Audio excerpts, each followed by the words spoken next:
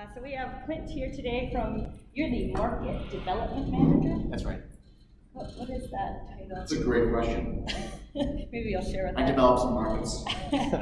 So he's at the Wisconsin Office of Energy Innovation, which previously used to be the State Energy Office. So they've rebranded because of their Market Development Manager? No, I didn't do it.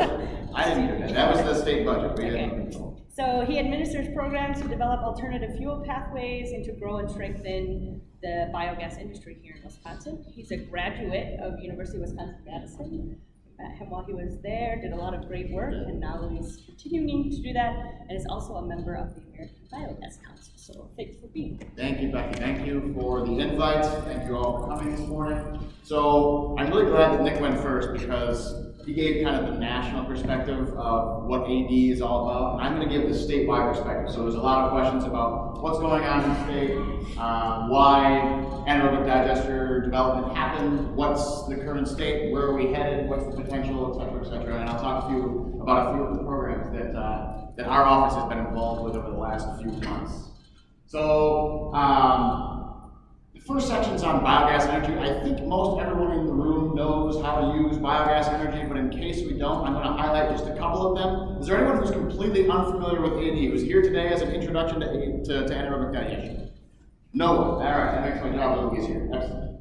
So, what you can do with biogas? You can heat. I won't go into that very much. Obviously, electricity generation is a big one. Has been in Wisconsin. Probably will have a role in the future. But potentially a modified role. One of the things I want to point out, I don't know how the laser pointer works on this.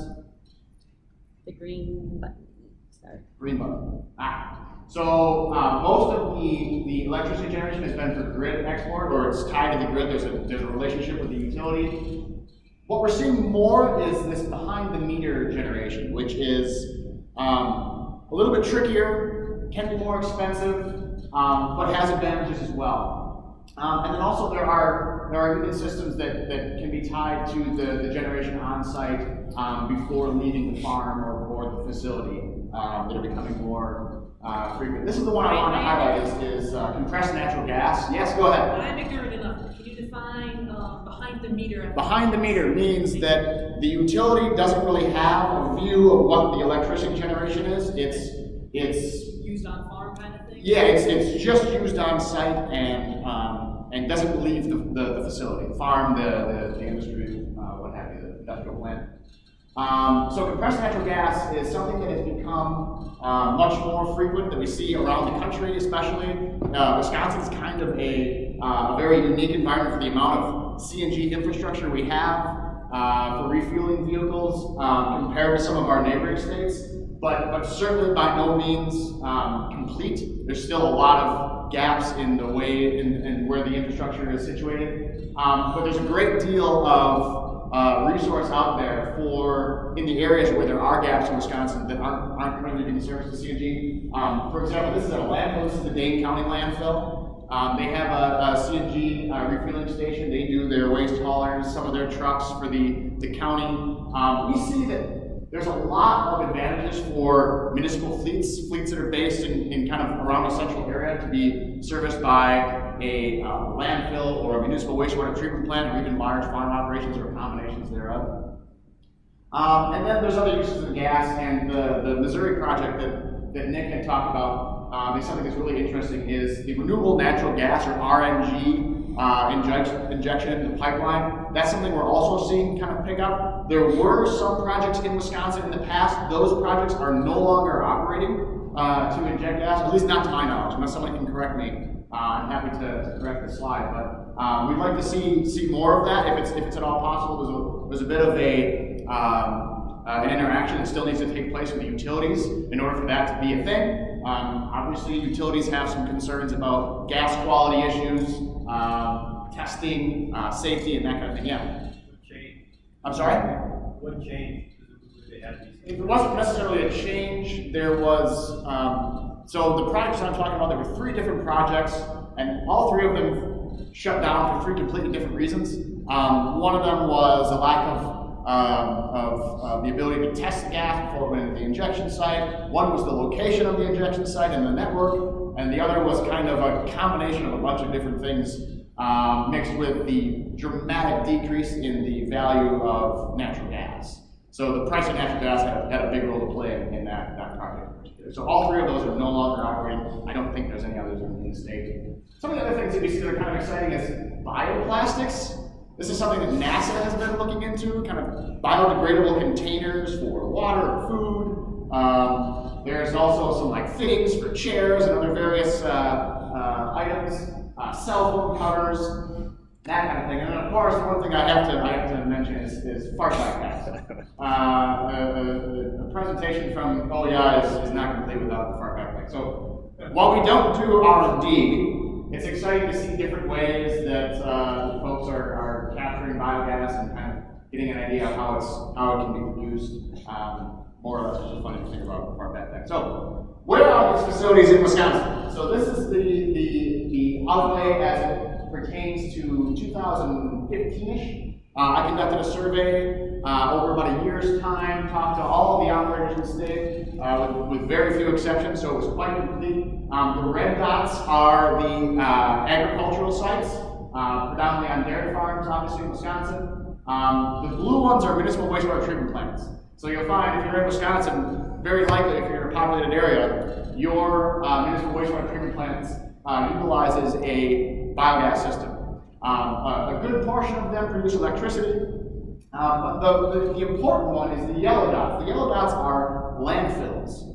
And if you look at all of the electricity that's generated in Wisconsin with anaerobic digesters, landfills account for about 2/3 of that. So it's a huge amount of gas. So tying all of that in would be hugely advantageous. In other words, having projects where you're coupling landfill gas, which obviously has its own challenges in the way of conditioning and other things, with other sites, could really leverage the resource that we have in a better way than kind of having all these facilities kind of isolated from each other.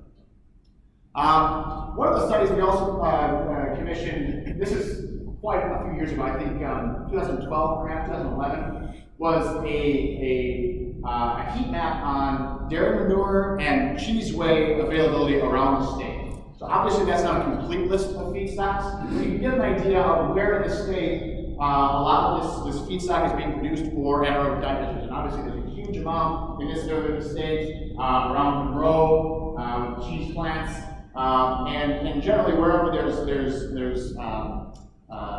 dairy operations. So if you put those two together, we can see that there are still some gaps where there's feedstock available just with cheese whey and dairy manure to fill in. I'm thinking, the central part of the state, around I think that's Boston. The Southwest is really,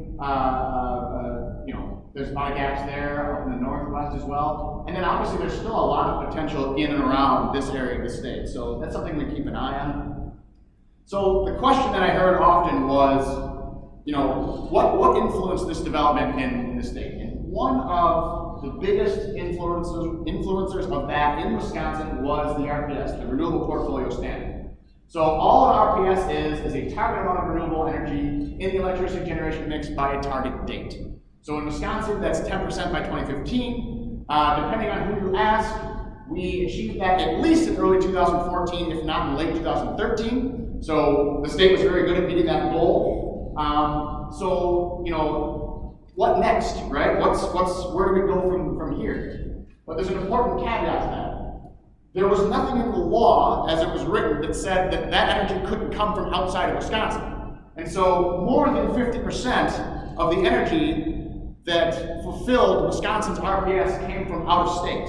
And a huge portion of it was non-Wisconsin wind. And a good 80% of that 45% width, that non-Wisconsin wind slice, is Minnesota wind. So one of the ways that we can tweak the RPS in Wisconsin without changing the goal overall is to say that it can only be Wisconsin renewables. That would double the amount of Wisconsin renewable energy, the value of renewable energy, in other words, in Wisconsin for fulfilling the RPS. So that would be a huge increase in the value of Wisconsin-based renewables. The next one is an RPS for natural gas. This is something that I think California is the only state that has an RPS for natural gas. I'm not sure about that. I think they are. Maybe Nick, if you have different data on that. But that's just for natural gas. So again, that would be an increase in the value of biogas products for the state. And that could be, I think for California, it's 25% of their natural gas needs to come from renewable sources by 2040, I believe. Or an update to the RPS. 25 by 25 is catchy, right? So right now we're at, again, 10% by 2015. An update to that might be 25 by 25, or some version thereof. So what do we see around Wisconsin, around the country? The blue states are ones that have RPSs in place and that are not voluntary. You can see Wisconsin here at 10% by 2015, same thing for Michigan. Minnesota, very different. They also have a utility-specific RPS, so it's not just statewide, they're targeting one of their utilities in particular. Some of them don't go by a percentage, but they go by a total amount, a total capacity of renewable energy. Same thing for Texas. The reason I pick out Iowa and Texas is because they have that specific amount goal, and they've fulfilled that almost entirely with wind. Illinois has 25 by 25, Missouri 15% by 2021. So the goals in Wisconsin when it comes to the RPS are still quite modest, and we did achieve that goal. It was something that the utilities came forward and were able to fulfill at least a year ahead of schedule. The other policy in the state that really influenced some of the digestion development, actually there's one more note on the RPS I want to say. So when this policy was put in place, that was approximately 2000, it started in 1996. I believe the first iteration that is the closest to how we see the RPS today was in 2006. And this is really what influenced the most amount of digester development in the state, to answer your question. See, I'm from the southeast, and you can tell that the Civil War is not yet over. Well, We're just, seriously, like, we're allergic to mandates. Sure. That's a real limiting factor. no comment. But the thing I would say is that we saw a massive amount of digester development between 2005 and 2012. That's when a lot of facilities put in their systems. They got favorable PPAs, power purchase agreements from the utilities. It was this policy that did that. It was this policy. For the most part. There's a few others. So there was also, yes? Did you talk about how the Walker administration used these policies? I can't speak for the governor's office. I can't speak for the legislature. There has been discussion. It hasn't come to the floor. So the property tax credit is also one that's important. This is a credit for 100% of the cost of the renewable system going in place, and that includes biogas. So this was something especially some of the larger farms took advantage of. This is still ongoing. This is a credit that can still be taken advantage of. Is this state? I'm sorry? Is this State tax credit, yep, exactly. So just kind of looking beyond Wisconsin, what are some of the opportunities at the federal level or the other states? Obviously there's with EPA, there's the RINs for renewable fuels. This is something that some folks have talked about. If you can get a physical connect, or I'm sorry, if you're producing the vehicle fuel, it's the most straightforward. Those credits still exist. We'll see if those credits remain in existence. So far, there's no indication that they're going to be rolled back. The other one is carbon credits and methane destruction credits. So with carbon credits, again, this is something that's outside of Wisconsin. So if you have, in some way, you can illustrate a physical connection with the pipe that you're injecting into in Wisconsin that ends up in California, for example, or in other markets, then the credits might apply, and that could change the economics of the system. And the other one is methane destruction credits, and that's obvious, and that's mostly California. Again, not venting methane into the atmosphere, and that's obviously something that happens at manure lagoons and that kind of thing. So anaerobic digestion is directly a tool for methane destruction credits.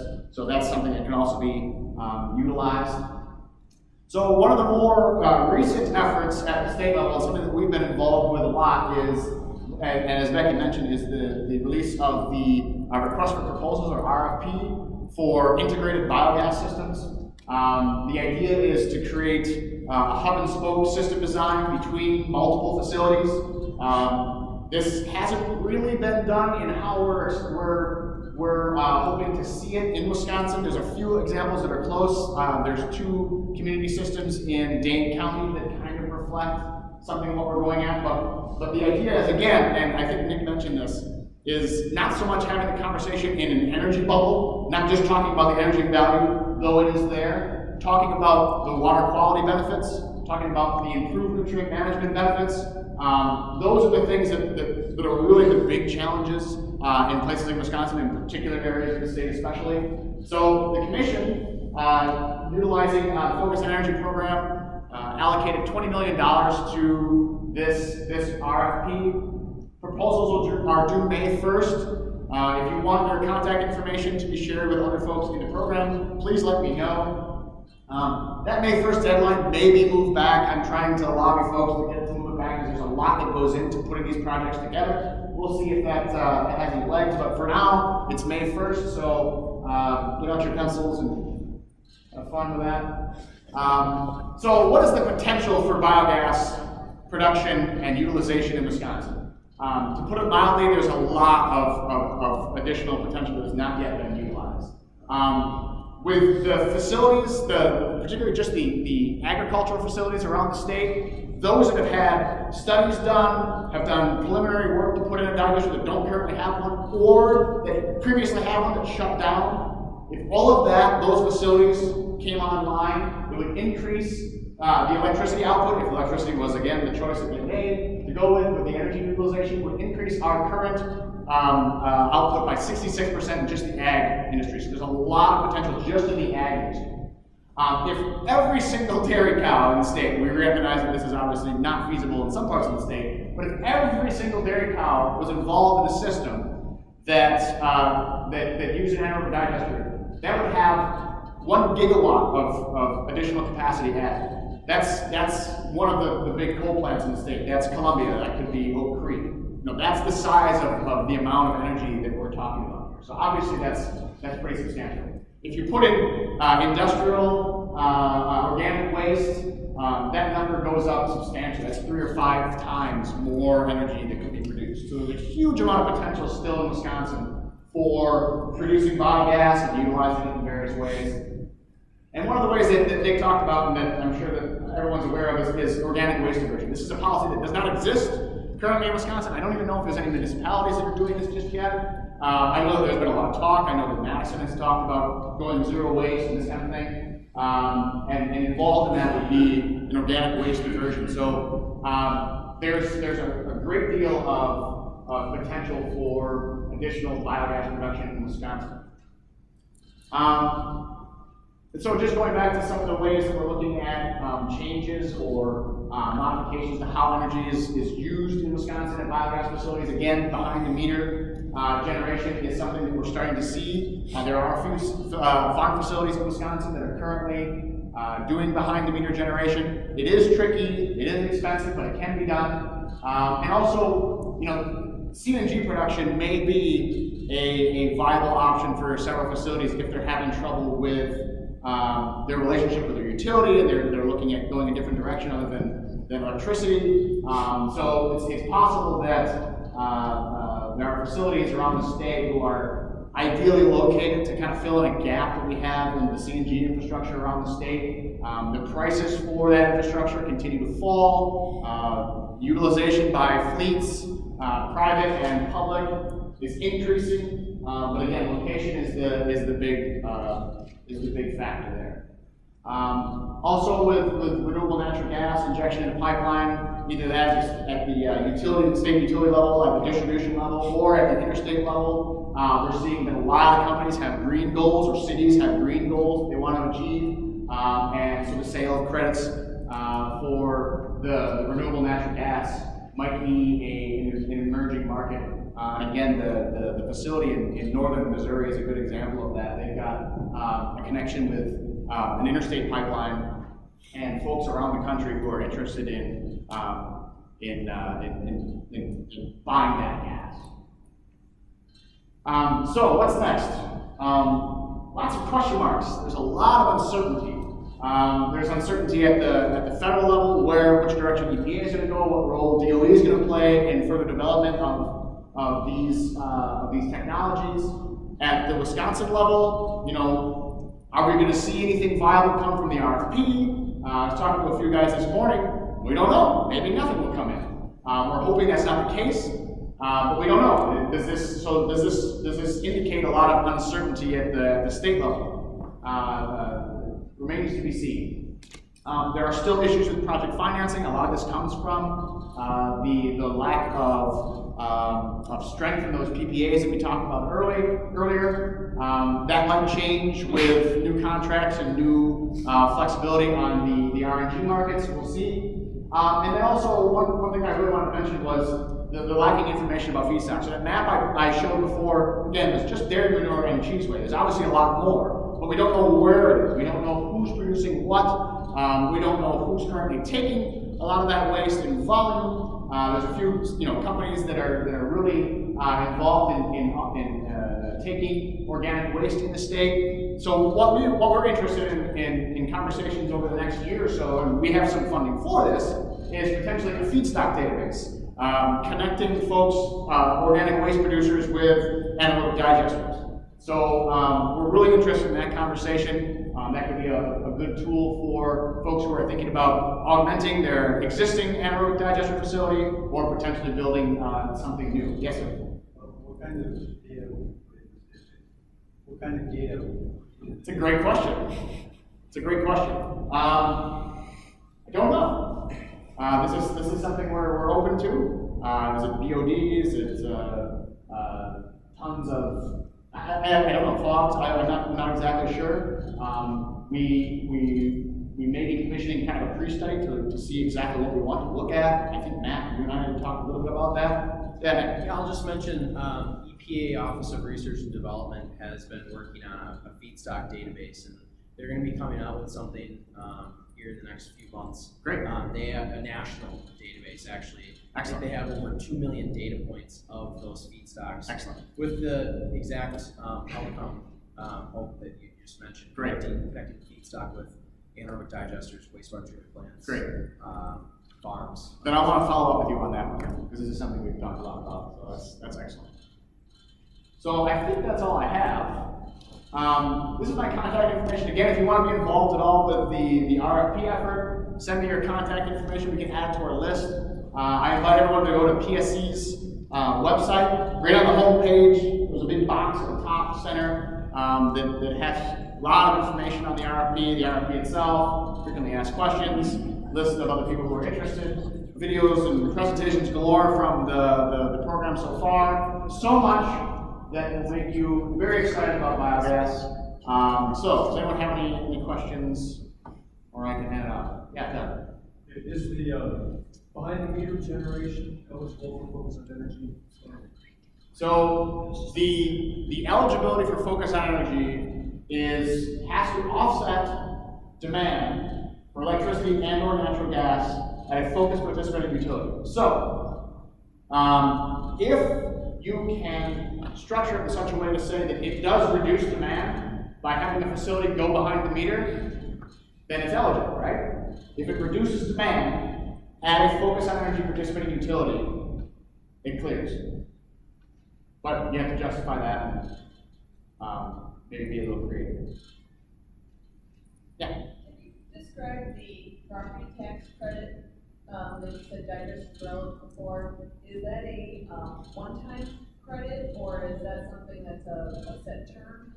It's a great question. I believe it's useful life of a system, and depending on the AV developer, I think that varies. Yeah, I wish I knew more about it. I'm pretty positive it's just useful life of the system. I don't think it's like a 1-year credit. And if someone knows better than I do on that one, please chirp up, but I think it's useful life of the system. All right. Oh, yes, sir. I would suspect that the credit would be the owner only, not a third party, property, facility owner would get get that credit? I'm sorry, I didn't hear. I would suspect that the owner would get that credit, not a developer. That's right. Yep, the owner of the facility would get the credit. Yep, the property owner. Yep, it's a property tax credit. Yeah. What are your feelings on that, the RFP? I feel good. It's been busy. There's been a lot of interest. We had a seminar on the 1st of February that was very well attended. I just did another meeting yesterday that was very well attended. There's a lot of questions. We haven't been really involved in kind of matchmaking, as it were, trying to really be active in putting consortia together. We want to kind of be hands-off and let that happen on its own more organically.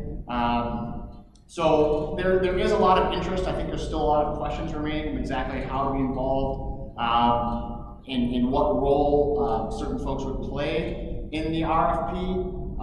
We're definitely in uncharted territory with that program. That program is targeting water quality improvements via energy, so it's a little bit unorthodox in that way. But I think there's been a lot of interest, and I'm hopeful that we'll see some good proposals. Yeah.